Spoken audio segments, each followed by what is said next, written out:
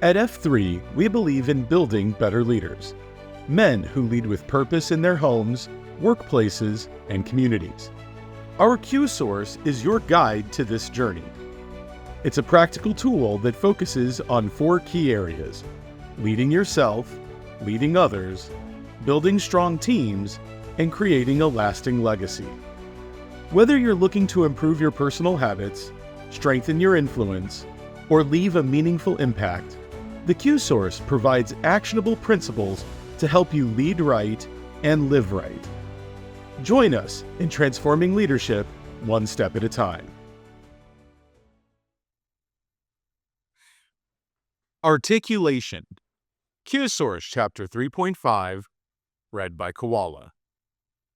Describing vision to others. Every person can articulate, but most people choose not to. An articulated purpose is a visualized end state that is substantively distinct from the status quo. Its accomplishment requires certain actions that, cumulatively, form a movement along a pathway of waypoints toward the end state. The more radically unique the vision is, the more movement it will take to see it through, which will require the participation of other people. The virtuous leader influences others to work cooperatively toward the accomplishment of his vision by igniting a palpable desire for action in their hearts. But first, before they will take a single step, he must tell them where they are going by articulating his vision in a way that can be easily understood and remembered. Articulation is a skill that is distinct from visualization. Unlike visualization, articulation is not something that every person can and does do. Regardless of how compelling they are, very few visions make it outside of the heads of the people who have them. This is not due to people being incapable of explaining their ideas. Every person with a functioning tongue in their head has the capability of articulating. It is not a can thing, it is a won't thing. The great majority of people don't articulate what they have visualized simply because they have chosen not to do so. We don't mean to imply that people who choose not to articulate do so out of selfish or feckless reasons. In fact, we think most people would rather share their beliefs, but are obstructed from doing so by the self-defeating perceptions that 1, they aren't very good at it, and 2, people will reject their vision. You might expect us to say now that these articulation obstructions are mythical and throw out some Oprah bomb like, "Yes, little snowflake, you are good at it," or "There are no stupid ideas." But that would be unhelpful, because there is quite a bit of truth in both obstructions. Most people are not very good at articulation when they first start out, and people, at least initially, are resistant to change. But while these obstructions do exist, they can both be overcome by any person determined enough to do so. Articulation is a skill that improves with practice. A basic premise of F3 is that we are a self-led organization of leaders. We do not bring in and pay personal trainers to lead our workouts. We are so adamant about this principle that it forms one of the 5 core principles that form the guardrails of our organization. Putting this principle into practice means that every man who joins F3 ultimately finds himself leading a workout for the first time, an event we affectionately refer to as his Virgin Q. Because he has never done it before, a man's Virgin Q is usually a failure, an undesirable outcome that builds his leadership foundation. He may be embarrassed by his performance, but the men he is leading, who have already put their Virgin Qs behind them, are certainly not. They have walked in those crazy shoes and know how it feels. So they tell him the truth. Yeah, that was bad, but it gets nothing but better if you are willing to keep trying. Every time a man takes the cue, every time he leads, he improves incrementally. All that is required is the willingness to press on and keep trying.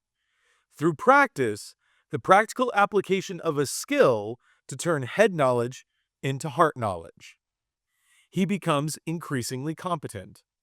It is what a pro does to increase his preparedness.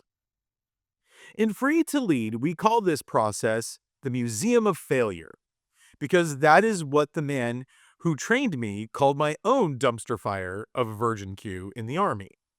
He knew it was bad. I knew it was bad. Every man present knew it was bad. So that captain of mine was only being honest when he said, if we had a museum of failure, that performance would have its own wing. Then he made me do it again, and again, and again, until I had attained mediocrity. To which point he said, congratulations, you have achieved minimal competence. Now go get better on your own. And I did. I got a lot better at doing it through practice. My failure didn't lead me to quit, it led me to grow. The same principle applies to articulation. Every man starts off with a dumpster fire, worthy of a special exhibit in the Museum of Failure. If he stops trying, that is where he stays. If he keeps doing it, he gets better at it. Later, we will explain how failure is an indispensable component of the F3 leadership development process. For now, be assured that with articulation, it is an absolute must. Let's take F3 as example of this premise. F3's articulated purpose is the invigoration of male community leadership. Given the status quo of present-day America, we recognize that this is a big and radically unique end state.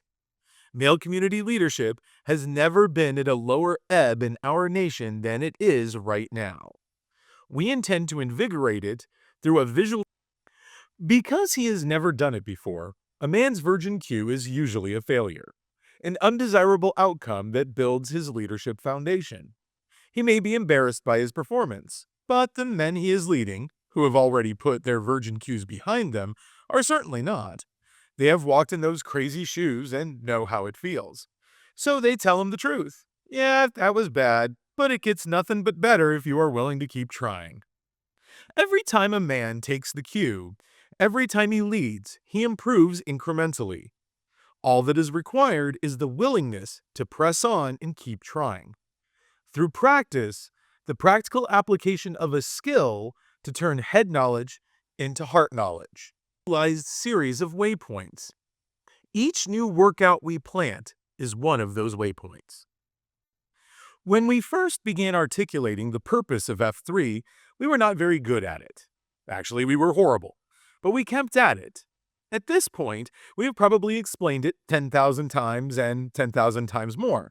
This morning, as chance would have it, I explained it to two women, one of whom immediately demanded that I drag her husband to a workout. I told her that I'd be happy to, and handed her my business card, I'm an attorney, with the F3 logo and contact information printed on the back. If he calls me, I'll articulate it to him all over again. If he doesn't call me, I might just track him down to do it. The only way I can fail is if I don't try, and I'm way past that point. A few years ago, we realized all this verbal articulating wasn't enough, so we started writing it all down. Ultimately, what we wrote became Free to Lead. And that, apparently not being enough, we have written the QSource in a further attempt to articulate our vision. Given where we have been, we are not expecting this to be enough either. There will probably be more articulating to be done, and, we hope and expect, we will continue to improve in our doing of it. Frankly, we think we have nowhere to go but up. So to every person who has visualized an advantage, and we believe that to be literally every person, but has failed to articulate that advantage to other people due to the belief that they are not good at it, we say this: go get good at it. Get your Virgin Q behind you, and then continue to improve through practice. There is really no other way, not for a person who wants to do what a leader does. Articulation is about understanding, not liking. When I was in Special Forces at Fort Bragg, I commanded one of the 18 A teams that were in my battalion. One evening, my battalion commander called all of the A-team commanders together and briefed us on a significant change in our training philosophy. Because we were soldiers, we listened politely, asked a few questions, and left the briefing. Then, because we were soldiers, we stood around in the parking lot outside battalion headquarters and bitched about it to each other. All of us being captains of the same rank, that was acceptable. Because it was dark, we didn't notice when the battalion commander walked up behind us and started listening to our conversation. The central theme of which was that only a fool fixes something that isn't broken. Finally, one of us saw him standing there and apologized on all of our behalf for the bitch session. During the awkward silence that followed, I assumed the colonel would be mad and deliver a pretty solid group-level ash-chewing. But he wasn't, and he didn't. "That's okay, men," he said instead, and calmly. "It's a big change. I don't expect anyone to like it. In fact, it's not my job to make you like it. It's my job to make sure you understand it. Does everyone understand it?" After we all said yes, he walked over to his car and drove away. We hadn't misled him. We did understand him because he had articulated the change clearly. As he had said, we just didn't like it. Years later, I realized what an important and liberating lesson I had learned from that colonel. Articulation is about understanding, not liking.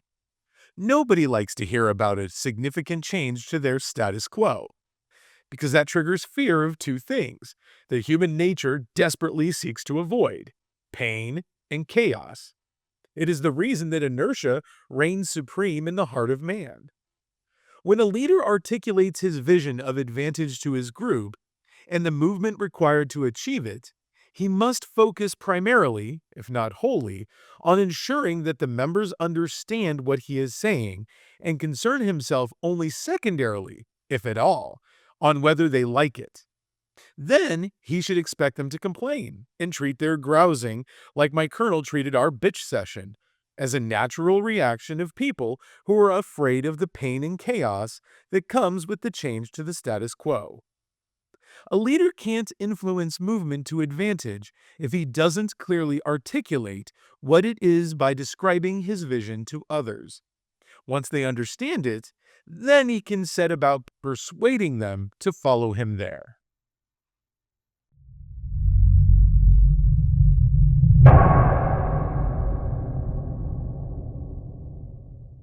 One, two, three. Lead!